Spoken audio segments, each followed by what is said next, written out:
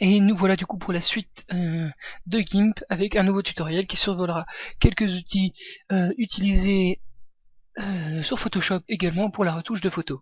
Donc on va commencer par fichier, ouvrir une image, ça m'ouvre mon dernier fichier ouvert, donc récemment utilisé ici, le fichier GIMP, et je vais prendre la tête de Bradley Cooper. Donc j'ai pris la tête de Bradley Cooper et de Katy Perry, puisqu'ils étaient deux célébrités qui pouvaient être pris en bonne qualité, et avec le même type de visage, un sourire niais sur chaque visage.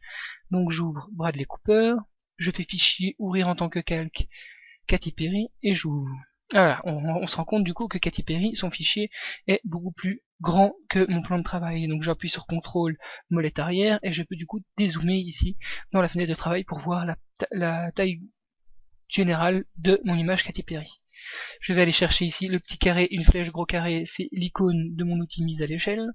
Je vais chercher l'outil mise à l'échelle, je clique ici dans le coin par exemple, en m'assurant que la chaîne soit toujours verrouillée pour que les proportions entre largeur et hauteur soient conservées. Donc je remets à l'échelle une première fois ici, une petite remise à l'échelle, je déplace et je remets ici, on voit que la taille du visage de Katy Perry est plus grande encore si on regarde le dessous du menton et le dessus des cheveux plus grand encore que la tête de Bradley Cooper. Donc on va pouvoir se remettre un peu ici pour pouvoir voir les deux et faire une proportion.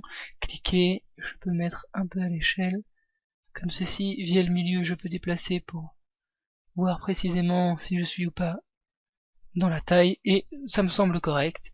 Échelle validée, et voilà.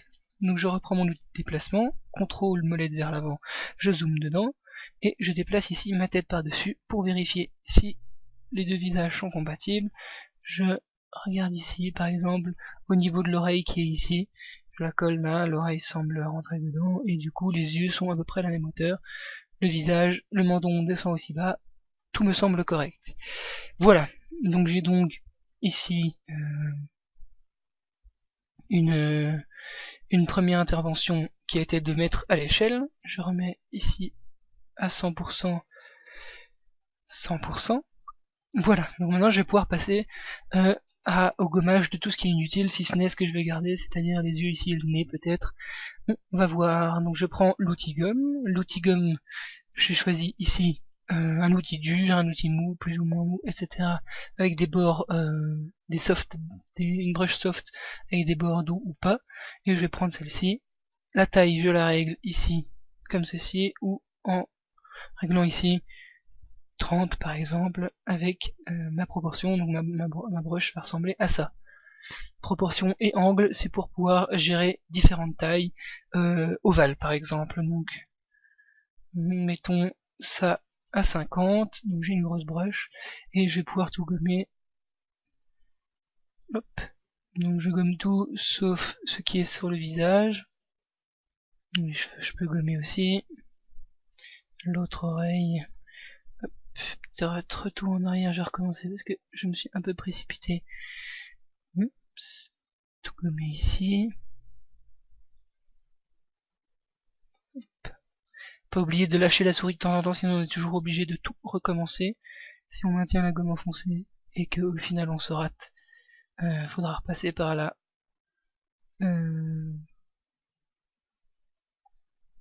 Faudra tout recommencer si on fait un CTRL Z. Donc ici, voilà, le visage de l'un et dans l'autre. Ses cheveux, beaucoup trop. Et voilà. Donc le front, on le dégage. C'est de la retouche simple et méchante, hein, mais on fait ça vite fait. Je prends mon outil déplacement, je vais le monter un tout petit peu ici, parce que sinon on va voir les sourcils de notre monsieur. Et je reprends ma gomme pour finir un peu le travail ici. Voilà, la bouche, bah elle se superpose bien, mais celle-ci avec la moustache passe un peu mieux. Voilà. Et donc j'ai appliqué ici ceci ici. Et voilà, donc maintenant l'orientation n'est pas encore totalement convenable. On va donc se déplacer ici avec un outil de rotation qui est ici 2 carrés et 2 flèches qui montrent la rotation.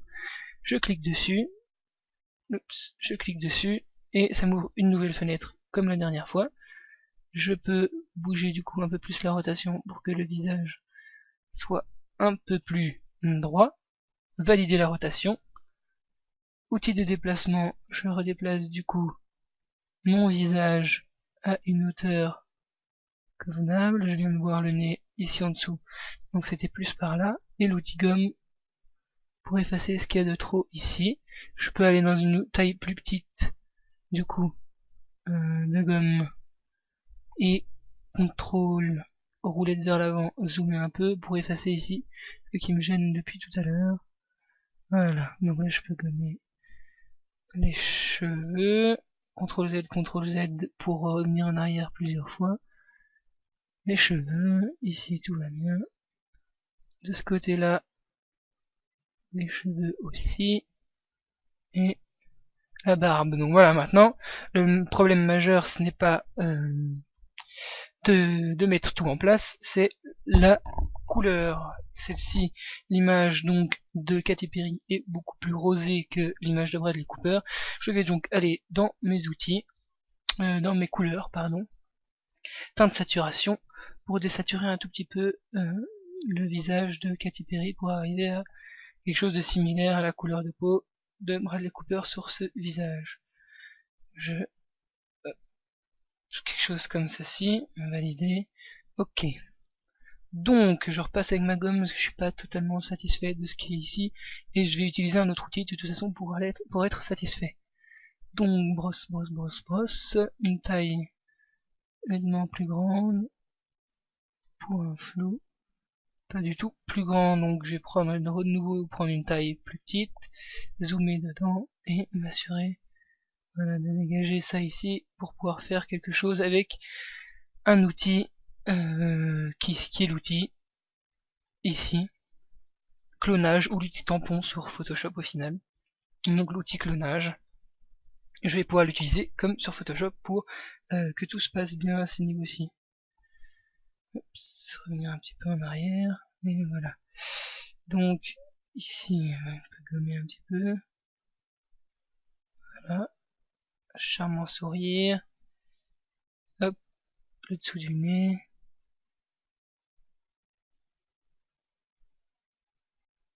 Voilà. C'est du bricolage après au bout d'un moment. Mais voilà, donc j'ai le visage de Bradley Cooper. Je veux que ça soit bien fait. Et voilà. Je peux même faire ça comme ça va faire encore plus bizarre. Mais voilà, avec le nez conservé. Mais pas le sourire. Donc ce sera juste le nez et les yeux qui auront changé. Donc voilà, j'ai ça ici. Je prends l'outil tampon et comme sur Photoshop, il faut faire non pas Alt mais CTRL pour valider une zone de référence. Donc j'ai une zone de référence ici. Et si je l'étends, ah oui non. Évidemment, j'ai oublié une chose cruciale. Donc maintenant que tout ça est bon, la correction de couleur, si je fais hop, la correction de couleur nous convient, le gommage nous convient, il ne me convient pas encore d'ailleurs, le gommage nous convient, tout nous convient, on va devoir fusionner les calques. Mais si je hop, pouvais finir ça d'abord, comme ça, tout est bien à ce niveau-là. Et voilà, j'ai mon image parfaitement mise comme je le voulais. Ça fait un petit peu bizarre d'ailleurs à chaque fois que je le regarde, mais c'est pas grave. Donc je prends ici mes deux images. Je ne prends pas ici mes deux images. Je vais donc dans mon outil ici calque fusionner vers le bas. Et donc maintenant je n'ai plus qu'un seul calque avec Bradley, comment il s'appellerait, Bradley Perry. Voilà, Bradley Perry. Il n'y a plus qu'une seule image, Bradley Perry. Je vais donc pouvoir CTRL zoom dedans. Utiliser maintenant mon outil tampon. Mon outil tampon avec un contrôle enfoncé, on voit ici que je peux ajouter une zone saine de peau à modifier, à venir ajouter ici pour étaler. Par exemple, ici, de manière à ce que ça soit un petit peu, voilà, je vais prendre cette brosse-ci, un petit peu mieux assimiler la transition entre les deux. Ce que je peux faire néanmoins, c'est descendre un peu l'opacité de ma brosse, comme ça les deux, cette peau saine plus cette peau là vont se mélanger à 60% d'opacité. Donc contrôle pour valider une sélection, par exemple celle-ci on va dire, et voilà, dedans je me permets de venir fusionner le tout, une peau saine ici. Si je fais un petit peu, oups, on a vu apparaître les cheveux, oups, de la peau saine, donc ma broche est un petit peu trop grande, oups, peau saine ici, voilà. Non, pour ça on va utiliser autre chose. Bon voilà, a priori ça semble bon, c'était le raccord ici qui me dérangeait. Maintenant ce que je vais utiliser comme broche, comme outil, c'est l'outil correcteur qui est ici. Donc c'est un outil, comme ils le disent, atténue les irrégularités dans une image, et il fonctionne tout à fait comme l'outil tampon, enfin clonage qu'on a utilisé juste avant, c'est-à-dire on prend une brush, un morceau de peau, et on s'arrange pour prendre une broche de la bonne taille, déjà pour commencer, ça serait bien. Et on s'arrange pour prendre un morceau de peau et atténuer ici. Évidemment, je vais le prendre plutôt ici pour pouvoir glisser ici et atténuer du coup la transition ici.